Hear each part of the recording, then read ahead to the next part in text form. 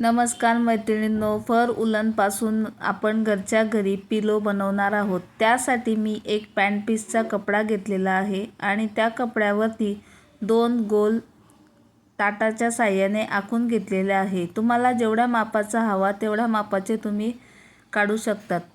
त्यानंतर ते कात्रीच्या साहाय्याने मी आता कापून घेत आहे।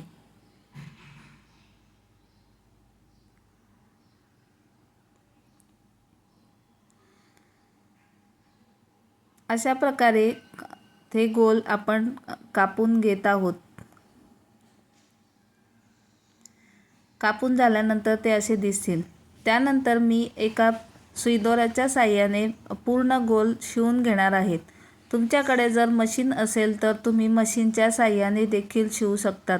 त्यामुळे तुमचा वेळ देखील वाचेल आणि फिनिशिंग पण छान येईल। पण माझ्याकडे शिलाई मशीन नसल्याने मी हाताने शिवत आहे। हे शिवत असताना आपल्याला एक भाग थोडासा ओपन ठेवायचा आहे, कारण त्यामध्ये आपल्याला नंतर फरचा कापूस भरायचा आहे। त्यासाठी एक थोडासा भाग हा ओपन ठेवायचा आहे आणि आपण हा शिवलेला भाग नंतर उलटा करून घेणार आहोत, म्हणजे शिवलेले आहे असे दिसणार नाही।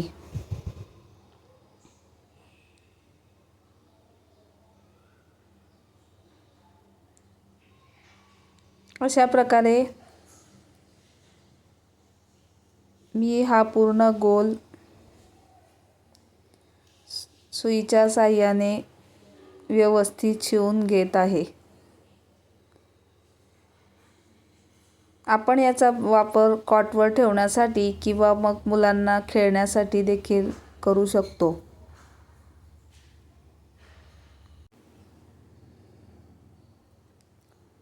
अशा प्रकारे शिवून झाल्यानंतर मी शिवलेल्या आकाराला मी उलटे करून घेतलेले आहे।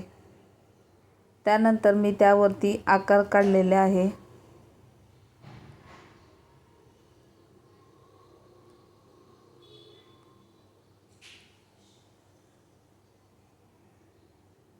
आकार काढल्यानंतर मी आता यावरती पिवळ्या कलरने उलन चिपकवत आहे।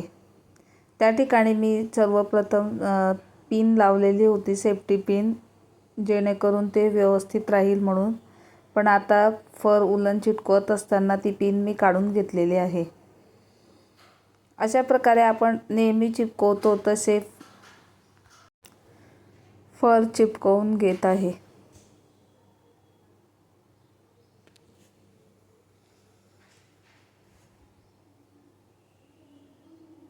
फर चिपकवत असताना जवळ फर चिपकवावी, म्हणजे खालचा कपडा दिसणार नाही।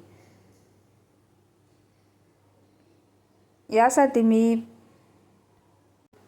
बॅनरचा देखील वापर करू शकत होती, पण बॅनरचा वापर जर केला असता तर मग त्या पिलोला आपल्याला फरचा कापूस भरण्यासाठी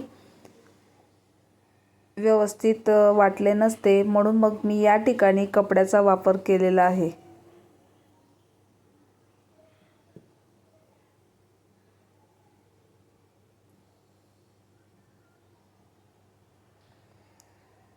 अशा प्रकारे पूर्ण गोल मी चिपकवून घेतलेला आहे। त्यानंतर डोळ्याचा जो भाग आहे तो मी वेगळा कलर लावण्यासाठी वेगळा ठेवलेला आहे।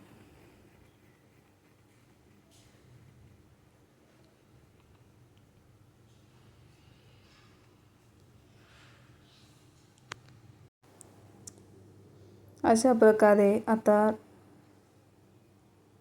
हळूहळू आपली पिलो ही पूर्ण होत आहे। माझ्या बाकीच्या व्हिडिओ बघून तुम्हाला आयडिया आलीच असेल की उलन ही कशी लावतात म्हणून।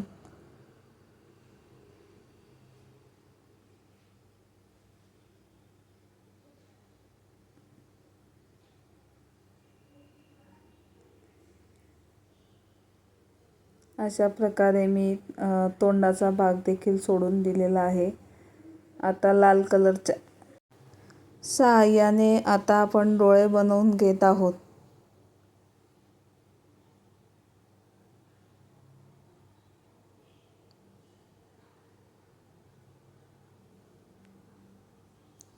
अशा प्रकारे डोळे झाल्यानंतर आता तोंडाचा भाग आपण लाल कलरने बनवून घेत आहोत.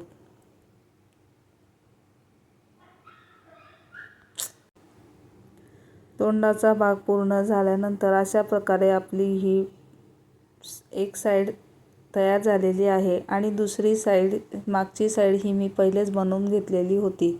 आता माझ्याकडे हा उलनचा कापूस होता, फरचा कापूस होता, तो मी उशीमध्ये भरत आहे. तो भरत असताना आपण सर्वीकडे व्यवस्थित भरायचा आहे, जेणेकरून आपला पिलो हा छान दिसेल. यासाठी मी पट्टीचा देखील वापर केलेला आहे. पट्टीने कापूसमध्ये घालण्यासाठी अशा प्रकारे कापूस पूर्णपणे मध्ये घालून व्यवस्थित उशी पॅक केलेली आहे.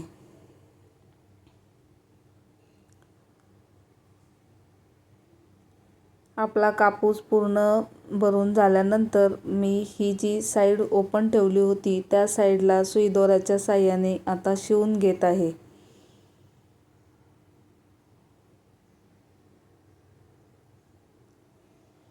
ती शिवून झाली की मग आपला पिलो तयार आहे.